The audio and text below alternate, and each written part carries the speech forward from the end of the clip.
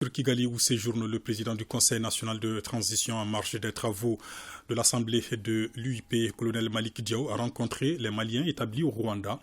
Il a expliqué à nos compatriotes les chantiers entrepris par les autorités de la transition et par la même occasion recenser leurs préoccupations.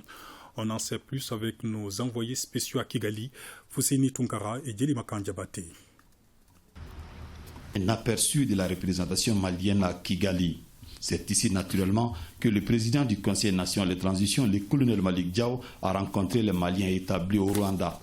Un cadre d'échange à bâton rompu voulu par le premier responsable du CNT pour d'abord s'imprégner des aspirations de cette diaspora malienne. Pour des raisons pratiques, de rapprocher l'administration diplomatique et consulaire des Maliens résidents dans les pays voisins du Rwanda, l'ambassade a suggéré au gouvernement d'étendre sa juridiction à ces pays comptant plus de ressortissants maliens en vue de leur permettre de profiter de l'assistance consulaire de l'État et de se faire délivrer facilement les pièces consulaires.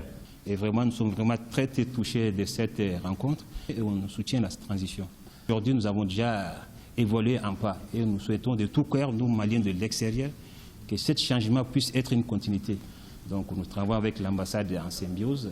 Le président du CNT et sa délégation font face à des compatriotes qui évoluent dans différents secteurs d'activité. Il y a parmi eux des commerçants, des footballeurs, des entraîneurs, des tailleurs et des étudiants. À ces Maliens, l'honorable Diaw a transmis les salutations du peuple malien. Il a également survolé la participation malienne à la 145e assemblée de l'UIP. On a eu des audiences avec certaines personnalités, mais les honorables membres ici présents aussi ont participé à des travaux de commission. À un certain moment, certains ont trouvé que le Mali était isolé, mais nous trouvons que le Mali ne s'est jamais isolé et le Mali ne va jamais s'isoler. Nous savons ce que nous voulons. Et donc cette transition a pour but de refonder le Mali. C'est l'occasion pour moi aussi de vous transmettre les sincères salutations du peuple malien. Transmettre aussi les salutations des autorités de la transition, à sa tête, son Excellence le colonel Assimi Goïta.